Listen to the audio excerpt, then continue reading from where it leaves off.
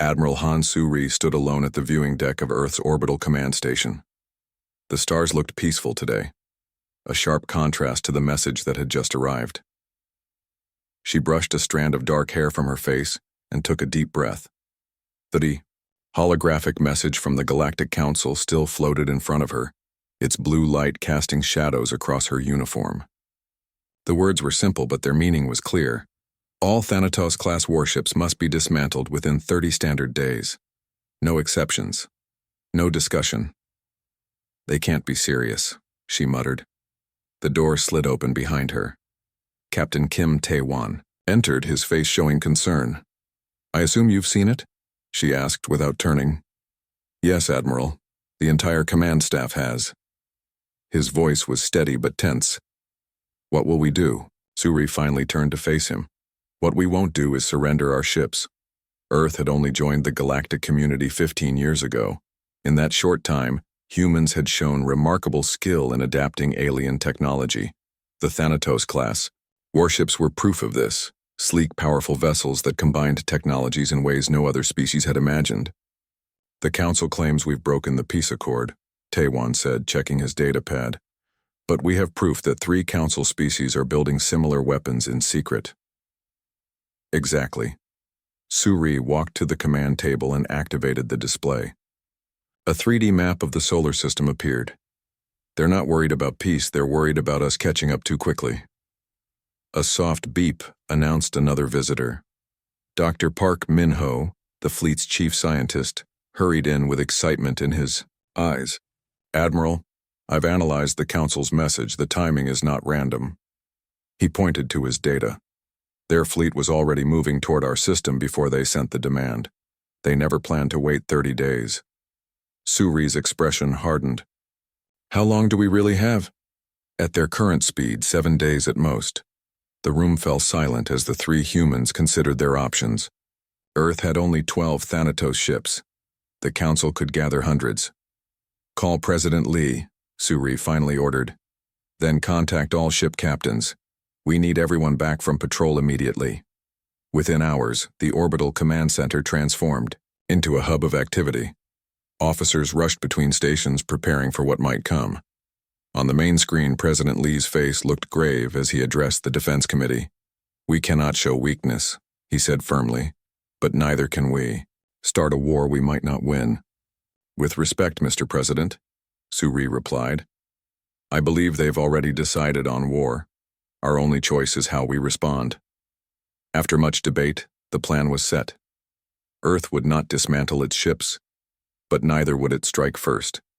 Instead, they would implement Operation Lighthouse, a defensive strategy with a surprise element. 3 days later, as Council ships were detected crossing Neptune's orbit, Suri addressed the crews of all 12 Thanatos warships. "They expect us to either surrender or attack blindly. We will do neither. 3 of our ships will take visible positions near Jupiter. The others will hide among the moons and asteroid belt, weapons cold but ready." "And if they attack?" asked Captain Yoon from the EDS Valiant. "Then they learn why they should have feared us," Suri replied calmly. That night, as the first 3 warships moved into position, Suri returned to the viewing deck. Earth glowed blue and green below, home to 10 billion souls who didn't yet know the danger coming from the stars. A message alert pulled her from her thoughts. Dr. Park had made a discovery about the Council's true motives. "It's the shield technology," he explained over the secure line. "Our crystalline matrix design. It makes their standard weapons almost useless. That's why they're so desperate to stop us now before we build more ships." Suri smiled slightly.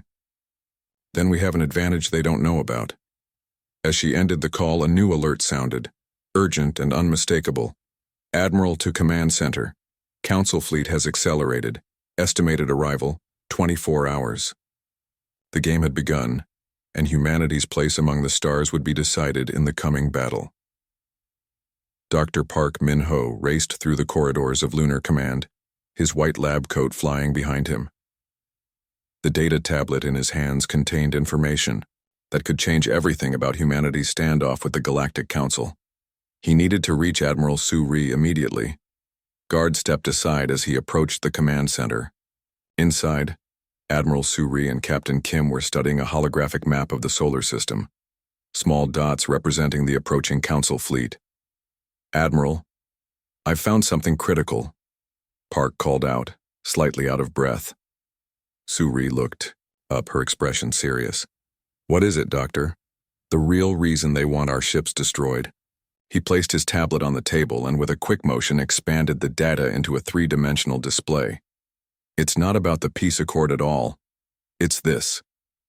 The display showed the molecular structure of the shield technology used in Thanatos warships, the crystalline matrix we developed, Park explained. "It's unlike anything in Council records. Their standard weapons can barely penetrate it." Captain Kim leaned forward. "So they're afraid?" "More than afraid," Park replied. "They're terrified. Humans have been spacefaring for less than a century.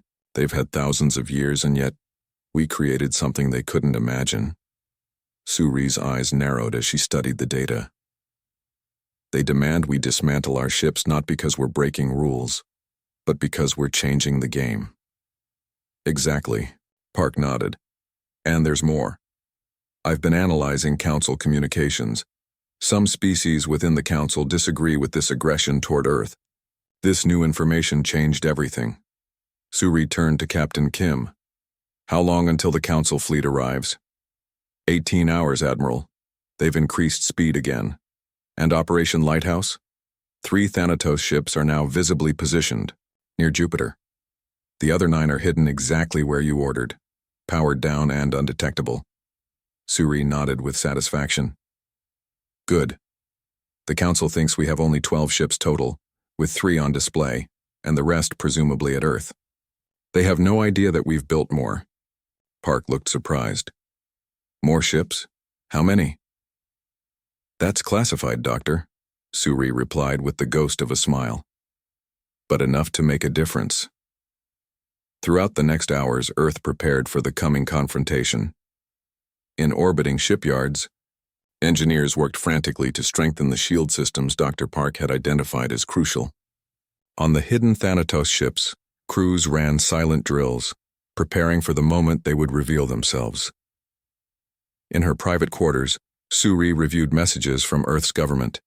President Lee had addressed the planet's population, revealing the Council's demands without causing panic. Citizens were worried but resolute. Humanity had fought too hard for its place among the stars to surrender now. "Admiral," Captain Kim's voice came through the comm. "We're receiving odd signals from the Council fleet." Suri rushed back to the command center. "What kind of signals?" "It appears some ships are breaking formation. There's disagreement within their ranks." Dr. Park studied the incoming data. "The moderate species I mentioned, they might be hesitating. Or it could be a trick," Suri cautioned. "Prepare a message to all Earth forces. Everyone must remain in position regardless of what we see." Night fell over the command center, though in space the concept was meaningless. Officers worked tirelessly at their stations while Suri, Kim, and Park reviewed every piece of intelligence about the Council forces. "Their flagship is commanded by High Commander Talax," Kim reported. "Known for strict adherence to Council supremacy, not likely to negotiate." Suri nodded. "Then we prepare for the worst while hoping for something better." A young lieutenant approached with a new datapad. "Admiral, we've detected something strange. One of the Council ships is broadcasting on an old human frequency." Dr. Park took the pad. "It's a message, Wilda, from the Ardani delegate. They're warning us that several Council ships carry weapons specifically designed to target our shield weaknesses." "How would they know our weaknesses?" Captain Kim demanded. "Spies," Suri said simply. "We've had them among us for years." The revelation sent a chill through the room. Their carefully planned defense might not be as strong as they thought. "We need to warn the ships," Kim said urgently. "No," Suri replied, her voice calm but firm. "No communications that could be detected. Our advantage remains surprise." She turned to Dr. Park. "Doctor, can you develop a patch for the shield vulnerability?" "With what time we have left, I'll try." As the Council fleet crossed the orbit of Mars, Earth waited. In 12 hours, Humanity would face its greatest challenge since leaving their home world. Everything they had built could be lost, or they could establish themselves as a power no one in the galaxy could ignore again. The Council fleet emerged from hyperspace in a dazzling display of power. 87 warships spread across the darkness of space like stars coming to life. The vessels represented the 7 oldest spacefaring races in the known galaxy, each with distinctive designs that spoke of their long histories. From the command center of Lunar Base, Admiral Suri watched the holographic display with calm eyes. She had expected this show of force. "They've arrived earlier than predicted," Captain Kim noted, standing at her side. "They want to surprise us," Suri replied. "Open a channel to their lead vessel." The communications officer worked quickly. "Channel open, Admiral." Suri stood straight, her voice clear and firm. "This is Admiral Han Suri of Earth Defense. Your fleet enters the Sol system unannounced and in force. State your intentions." The screen flickered to show an alien face. High Commander Tlax had gray skin with small ridges along the cheeks. His eyes were large and entirely black. "Human," he said, the translation system giving his words a metallic quality. "I am High Commander Tlax of the Galactic Council Enforcement Division. You received our message. We are here to ensure compliance." "We received your demand," Suri corrected, "and we invite Council representatives to discuss these matters in person. Our diplomatic facilities are ready to receive you." Tlax made a sound that might have been laughter. "Diplomacy has ended. You have 1 standard hour to begin dismantling your warships. Start with the 3 vessels near Jupiter." The connection ended abruptly. Suri turned to her officers. "They've found our decoy ships exactly as planned," she said. "Now we wait to see if they take the bait." Lieutenant Yoon approached from the sensor station. "Admiral, they're launching. Small craft. Scout vessels heading toward our orbital defenses." "Let them look," Suri replied. "They'll see exactly what we want them to see." Dr. Park entered the command center with new data. "Admiral, I've managed to strengthen our shield harmonics. The vulnerability is still there, but it will take them longer to exploit it." "Good work, Doctor. Have the updates been sent to our visible ships?" "Yes, but we can't risk sending it to the hidden vessels without revealing their positions." Suri nodded. "They'll have to manage with what they have." On the main display, the Council scout ships approached Earth's defenses. They moved cautiously, scanning everything. "They're being thorough," Captain Kim observed. "And suspicious," Suri added. "They expected 12 ships. They only see 3 near Jupiter and 4 in Earth orbit. They're wondering where the other 5 are." The tension grew as the hour Tlax had given them ticked away. Officers worked at their stations, voices low and movements precise. Every human on the base understood what was at stake. Suddenly, alarms blared. Lieutenant Yoon called out, "Council scouts approaching the lunar defense perimeter. They're scanning our base directly." "Warn them once," Suri ordered. The communications officer sent the message. The scouts continued forward. "They're testing us," Captain Kim said. Suri's expression hardened. "Deploy interceptors. Non-lethal measures only." Small defense craft launched from hidden bays on the lunar surface. They quickly surrounded the Council scouts, their presence a clear warning. One scout turned away. The other continued its approach. "Final warning," Suri commanded. When the scout still pressed forward, a brief pulse from the lead interceptor disabled its scanning systems. The Council vessel retreated, joining its companion. "First blood," Captain Kim said quietly. "Just a test," Suri replied. "The real battle hasn't started yet." On the command screen, the main Council fleet began to move. Most ships headed toward Jupiter, where the 3 Thanatos vessels waited. "They're taking the bait," Lieutenant Yoon reported. Dr. Park looked concerned. "Admiral, I'm detecting strange energy readings from their weapons. They've adapted faster than expected. They know about our shield weakness." Suri's face remained calm, but her eyes showed fierce determination. "Then we proceed to the next phase. Send the coded alert to all hidden ships. Prepare for Operation Lighthouse." Throughout the solar system, 9 Thanatos warships received the silent signal. Crews moved to battle stations without a word spoken. Weapon systems charged. Shield generators hummed to life.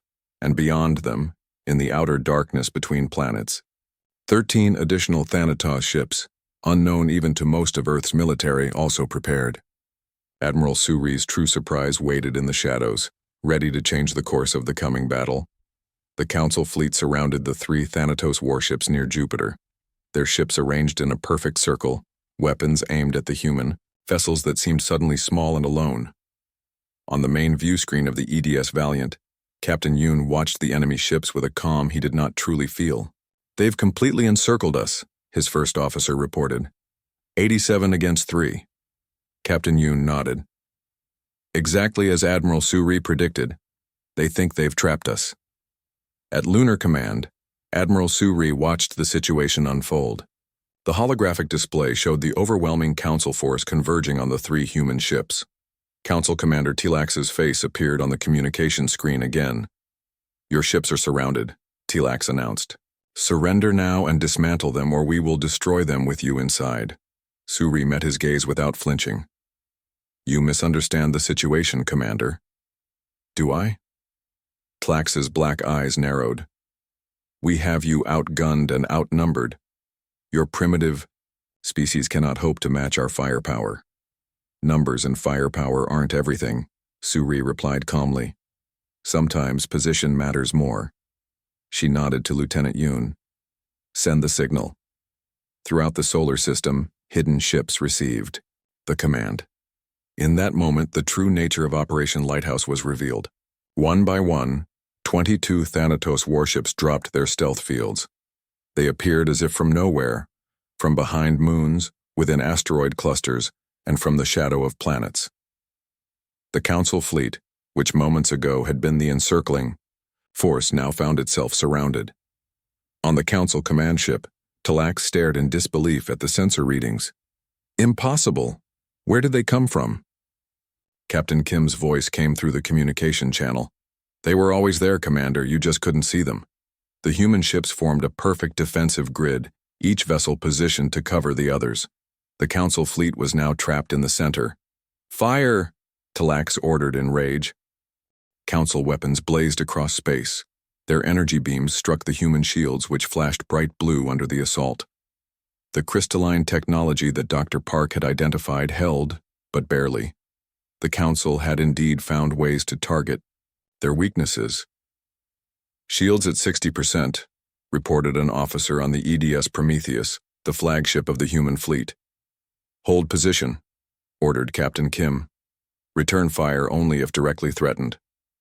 The battle became a standoff. Council ships fired relentlessly while human vessels maintained their defensive grid, absorbing the attacks without counterattacking.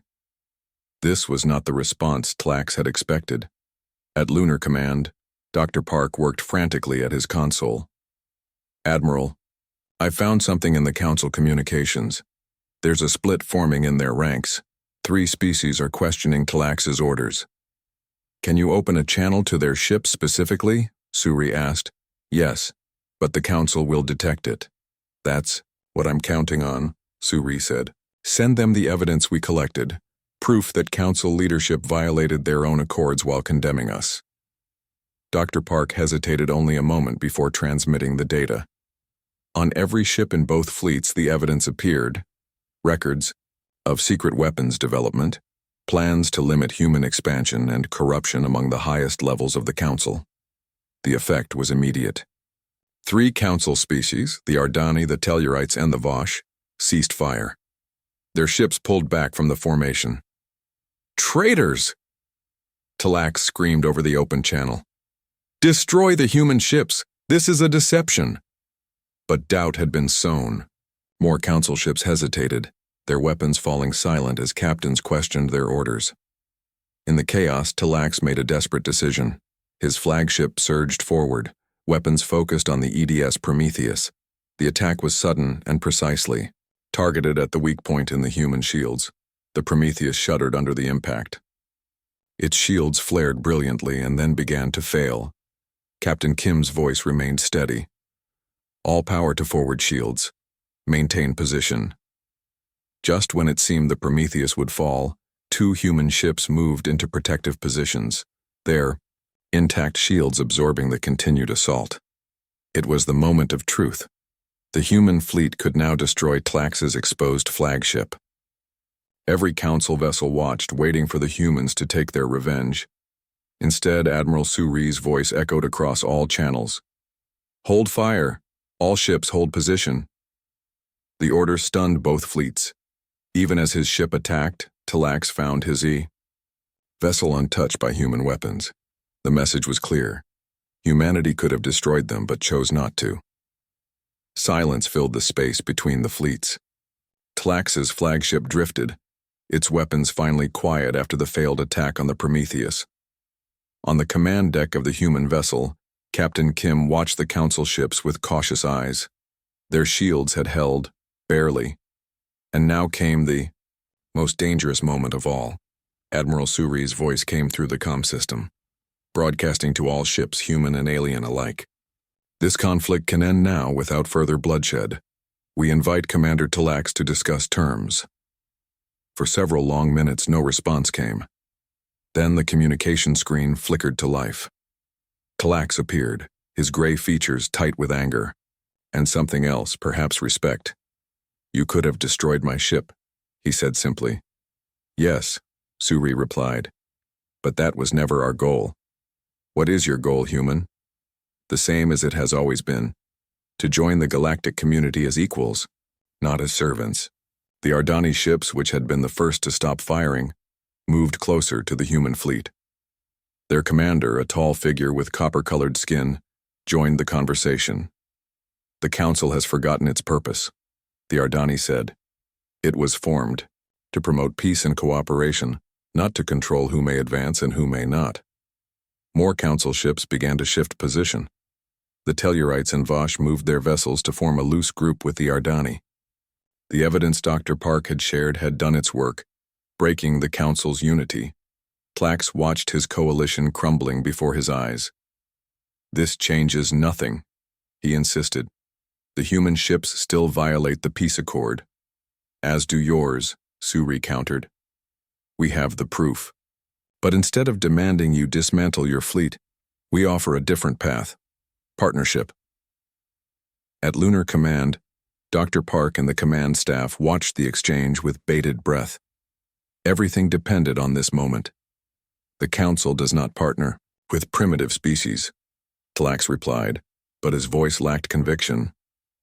"Look around you," Suri said simply. "Your fleet is divided. 3 of your member species already stand with us, others are considering it. The old order is ending, Commander. You can be part of what comes next, or you can stand against it." The standoff lasted through 6 tense hours. Ships remained in position, weapons ready but silent. On Earth, billions watched and waited for news of their fate. Finally, Tlax spoke again.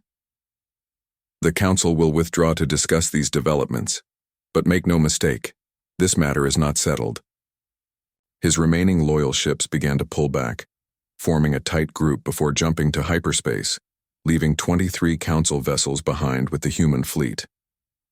In the days that followed, representatives from Earth met with the Ardani, Tellurites, and Vosh aboard the Ganymede station. They drafted a new agreement, the Interstellar Cooperative Charter, based on principles of mutual respect and shared advancement. 1 month after the showdown, Admiral Suri and Dr. Park stood in the observation dome of Ganymede Station. Below them, engineers from 4 worlds worked on a new class of ship, one designed for exploration rather than war. "I never thought I'd see this," Park said quietly. "Humans and aliens working side by side." "They expected us to be like them," Suri replied, "eager to use power once we had it. That was their mistake." The Ardani ambassador approached, bowing slightly in the human custom he had learned. "Admiral, the charter is ready for Earth's signature. 17 species have now joined our coalition." 17? Park asked in surprise. "I thought only 3 Council species stood with us." "News travels quickly through the galaxy," the Ardani explained. "Many younger species who feared the Council now see hope in our alliance."